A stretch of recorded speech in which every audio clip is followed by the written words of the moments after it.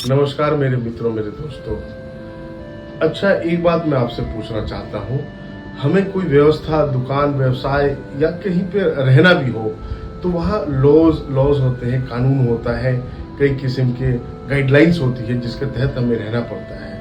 वो गाइडलाइंस लिखित में रूप में होती है जो हमें बताती कि हमें क्या करना है और क्या नहीं करना और कैसे चलना है। उसी प्रकार से हमारे जीवन को मार्गदर्शन देने के लिए कुछ ग्रंथ होता है, कुछ पुस्तकें होती हैं जो सभी में है। किसी में एक है, किसी में दो है, किसी में चार है, और हमारे यहाँ तो पुस्तकों का अंबार है, ग्रंथों का अंबार है। दोस्तों, आज हम इसी पर चर्चा करेंगे। तो आज हम बात करेंगे हमारे सनातन में कितने ग्रंथ हैं, हमें पता होना चाहिए। हमें ये, चलिए ठीक है, हमें नहीं पता कि अंदर में क्या है क्या नहीं है, वो तो अपने अपने व्यक्तिगत रूप में विशेष रूप से पढ़ने के ऊपर है। लेकिन हमें ये पता होना चाहिए कि हमारे सनातन में मुख्यतः कितने ग्रंथ हैं। अरे मित्रों, औरों में तो एक या दो होगा, हमारे में तो पुस्तकालय है, लाइब्रेरी है, ग्रंथ ही ग्रंथ है, पुस्तकें ही पुस्तकें हैं। आप, ये समुद्र है हमारे में, आप डुबकी तो लगाइए, अतः मोती मिल जाएगी। सनातन व्यवस्था में, हमारा जो सनातन है, धर्म नहीं, धर्म से भी बड़ा व्यवस्था है ये। उस व्यवस्था में धर्म ग्रंथ मुख्यतः संस्कृत में है। तो पहले संस्कृत आम बोलचाल की भाषा होती थी, लकड़हारा भी बोलता था और वो पॉटर भी बोलता था, सभी लोग बोलते थे, ब्राह्मण भी बोलते थे, सभी वर्ग के लोग बोलते थे, यही भाषा होती थी। पाली प्रकृत उसके बाद आई है। पहला प्रकार है श्रुति, जो सुनकर, जिसमें वेद और उपनिषद आते हैं। तो दूसरा है स्मृति, स्मृति मतलब याद करके, जिसमें पुराण, रामायण, महाभारत शामिल है।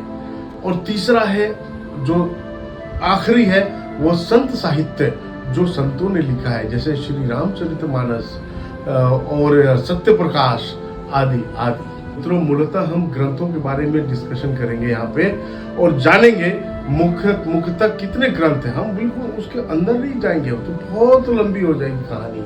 वो तो इतनी लंबी हो जाएगी कि कई दिन लग जाएंगे समझाने में, बताने में, करने में। हम मुख्यतः मोटे तौर पर हम जानेंगे। आपके अंदर हमें जिज्ञासा जगाना है कि ताकि आप जान सके, आप उसकी तरफ अग्रसर हो सके अपने सनातन के बारे में जानने के लिए। मित्रों, हम पहले वेद से शुरू करेंगे। हमारे में 4 वेद हैं। वेद संस्कृत शब्द से आया, विद से वेद बना, मतलब जानना, ज्ञान बढ़ाना। माना जाता है कि ये अपौरुषेय है, यानी कि ये मानव ने नहीं, या ऋषियों ने नहीं बनाया, ये डिवाइन रिवोल्यूशन है।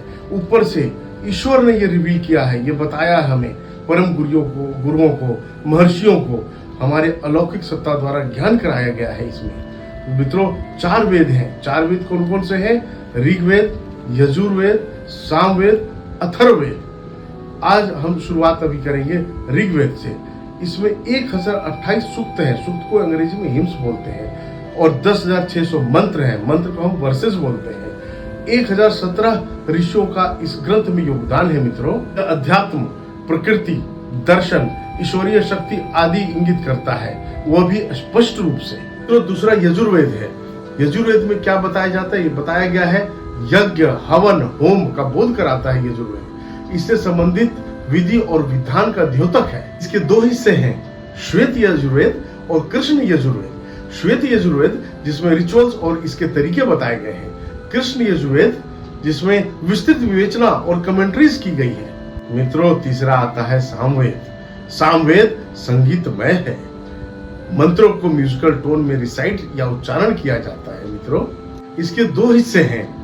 पहला आर्चिक, दूसरा ग्रामगय।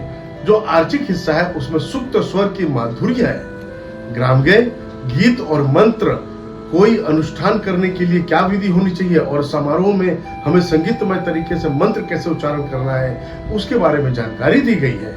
मित्रों, चौथा है अथर्ववेद, जो आखिरी वेद है। इसमें उपचार, यंत्र, मंत्र, टोटके, आयुर्वेद, भूगर्भ विज्ञान, भूत प्रेत, जादू टोना संबंधी आदि का ज्ञान मिलता है। योग और ध्यान भी बताता है।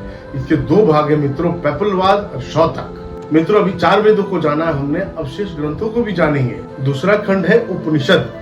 यूं तो उपनिषद 108 मुख्यतः बताए जाते हैं, लेकिन ये 200 से भी अधिक है। उपनिषद का अर्थ है समीप उपवेशन या समीप बैठना, मीन्स ब्रह्म विद्या के प्राप्ति के लिए गुरु के समीप बैठकर जानना।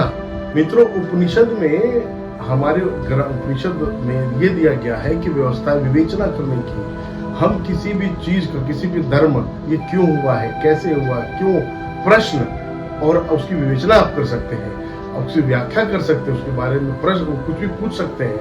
ये व्यवस्था दी गई है। शायद बहुत जगह पूछने का अधिकार नहीं है, लेकिन हमारे सनातन में है। और तीसरा खंड जो है हमारे में 18 पुराण है, चौथा 18 स्मृतियां हैं, पांचवा 2 महाकाव्य है। महाकाव्य आप जानते होंगे, रामायण और महाभारत। छठा भागवत गीता। मित्रों, तंत्र पर अनेक पुस्तकें हैं। 8वां सूत्र मुख्यतः 3 है। कौन कौन से हैं? श्रुत सूत्र, गृह सूत्र और धर्म सूत्र। मित्रों, 9वां 28 आगम है, जिनमें 4 भाग हैं, ज्ञान, योग, क्रिया और कार्य।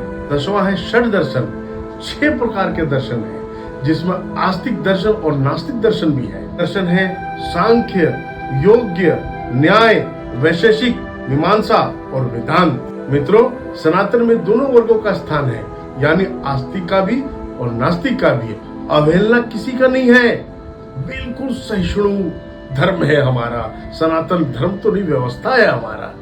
कैसे हमारे नास्तिक और आस्तिक दोनों को व्याख्या करता हमारा धर्म? कपिल मुनि सांख्य दर्शन के बनाए हुए ऋषि थे, महर्षि थे, उन्होंने ही बनाया था। और वो जिस प्रकार से लिखा था वेद का तो करते थे, लेकिन मूर्त रूप से वो ईश्वर की उपासना या भगवान की उपासना नहीं करते थे। वो नास्तिक की श्रेणी में आ सकते थे। बुद्ध नास्तिक थे, लेकिन वो पूजनीय थे। मित्रों, हमें अपने सनातन का आत्मसात और विवेचना करने की आवश्यकता है। हमें एक बात जरूर करनी चाहिए, कम से कम सप्ताह में आधा घंटा, 15 मिनट, 10 मिनट, 1 घंटा अपने बच्चों के साथ जरूर बैठना चाहिए और अपने धर्म, अपने सनातन, अपने जो संस्था है और हम अपने बारे में, हम कौन हैं, ये सब बताना चाहिए। उनकी जिज्ञासा बढ़ानी चाहिए। ये जिज्ञासा और पिपासा जब तक नहीं बढ़ता है, तब तक व्यक्ति कुछ नहीं कर पाता है। और हम कुछ नहीं करते इस विषय में, अधिकांश तक कुछ नहीं करते हैं। हम में से सब बिजी रहते हैं कमाने, खाने और अपनी व्यवस्था बनाने में, और मॉडर्न रुचि मिल रही है। मॉडर्न ठीक है, हमें मॉडर्न होना चाहिए, लेकिन हमें अपने जड़ को नहीं भूलना चाहिए। जड़ मजबूत है तो हम मजबूत हैं, हम मजबूत है तो विकास भी सफल है, हम सुरक्षित भी हैं। हमें अपने बारे में जानना अति आवश्यक है। तो अपने सनातन, अपनी व्यवस्था के बारे में जरूर बताएं। क्यों? क्योंकि हम अगर पूजा करते हैं तो भी सनातनी है, नहीं करते तो भी सनातनी है। हम आस्तिक है तो भी सनातनी है, नास्तिक है तो भी सनातनी है। लेकिन एक व्यवस्था के अनुरूप है। हम किसी के निरादर नहीं करते, हम सबको स्वीकार करते हैं, हम सबका सम्मान करते हैं। इसलिए मित्रों, हमें इसमें थोड़ा समय जरूर देना चाहिए। आधा घंटा, 15 मिनट, 1 घंटा सप्ताह में जरूर दीजिए। और इसी के साथ मैं आपको सोचता हूँ कि आप स्वस्थ होंगे, प्रसन्न होंगे, मस्त होंगे। अगली बार किसी अन्य विषय के साथ मिलेंगे। तब तक के लिए नमस्कार मेरे मित्र।